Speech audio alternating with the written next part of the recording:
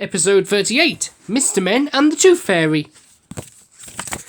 Little Miss Curious was the sort of person who wanted to know everything.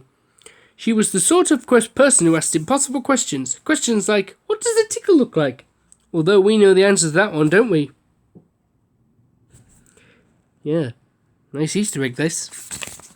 Little Miss Curious lived in a curious-shaped cottage next door to an ordinary-shaped cottage. In the ordinary-shaped cottage, there lived a little boy called George. George and Little Miss Curious were good friends. They sat out in the garden together, under the apple tree, and wondered about things. They wondered about things like, why do trees have bark but don't go woof? And things like, why do trees have trunks but they don't have tusks? Not very long ago, the friends met under the apple tree, and on this day, George had something exciting to tell Little Miss Curious. Look, he cried, grinning broadly, I've lost my first tooth. How strange, said Little Miss Curious. I wonder why teeth fall out. It's to make space for your big teeth to grow, George explained. I'm going to put my tooth under my pillow tonight. Why are you going to do that? Asked Little Miss Curious. So the tooth fairy will come and take my tooth and put a coin in its place, replied George. I wonder what the tooth fairy looks like, asked Little Miss Curious. George didn't know. I wonder where the tooth fairy lives. Again, George didn't know. What a lot of questions needing answers, said Little Miss Curious. Now you've made me very curious. After lunch, Little Miss Curious met Mr. Muddle. Hello, Mr. Muddle, she said. Do you know what the tooth fairy looks like? Yellow feathers and a beak, replied little Mr. Muddle. Little Miss Curious was sure that this was not the right answer. Later that day, she met Mr. Wrong. Hello, Mr. Wrong, she said. I was wondering, do you know where the tooth fairy lives? In a tree, replied Mr. Wrong. Little Miss Curious was sure that this was not the right answer. So that night, Little Miss Curious stayed awake, and sometime after midnight, when everyone else was sleeping, Little Miss Curious saw a soft green glow bobbing about outside George's window. It was the Tooth Fairy. So that's what the Tooth Fairy looks like, said Little Miss Curious to herself.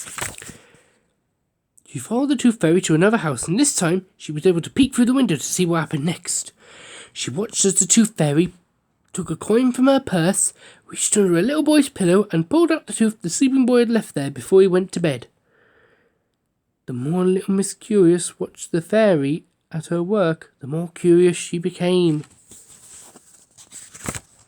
Little Miss Curious followed the Tooth Fairy from house to house until the first light of morning. She had to run to keep up. And in the middle of the wood there was a clearing, and in the middle of the clearing there was a tree, a very tall tree. The Tooth Fairy flew up into the tree, and of course, Little Miss Curious, being the curious person she was, had to follow. As the sun rose higher in the sky, she climbed higher and higher into the tree. Higher and higher rose the sun, and up went Little Miss Curious, until there in the topmost branches of the tree, she saw a miniature tree house. And Little Miss Curious peeked through the window and saw a little chair, a little table, and a little bed.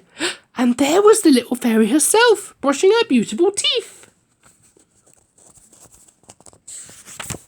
So now Little Miss Curious knew what the Tooth Fairy looked like, and she knew where the Tooth Fairy lived.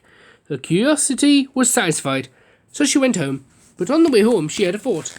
A puzzling thought that, not surprisingly, made her curious. She went straight to Mr. Wrong's house.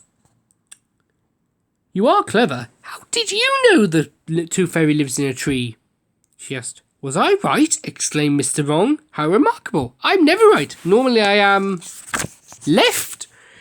Which left Little Miss Curious more curious than ever. Isn't that funny?